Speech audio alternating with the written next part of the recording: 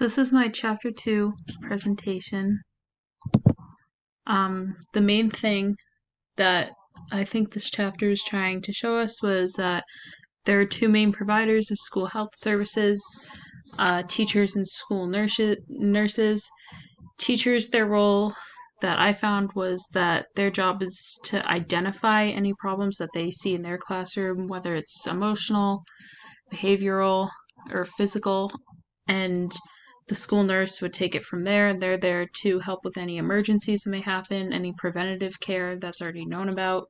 or just any problems that the student may have, and to refer them to either going to the doctor or emergency room, depending on how serious the situation is, and that their job is to assess that situation. The next big thing that I got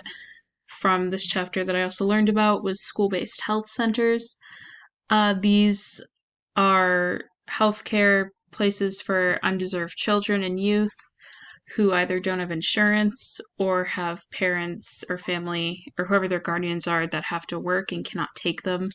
to a primary care physician. So these centers provide students with preventative and primary health care services in school rather than going to the doctor and taking time off of school. So they have all these resources available to them, and the services could be anywhere from physical examinations that are routine or for sports, diagnosis and treatment of minor illness and injuries, pregnancy testing and prevention, mental health services, nutrition services, and STI services. And they're just really good to have for students who may not be able to have these services otherwise. And finally, one of the main things that I got from chapter 2 was school food services, because not only do students need to be well physically, but they need to have energy mentally.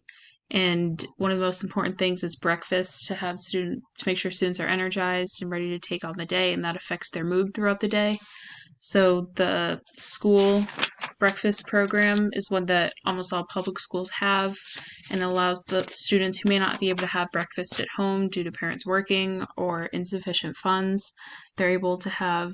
a nutritious breakfast and lunch at school, and it allows them to make sure it's always a balanced meal based off the food pyramid and the child nutrition law.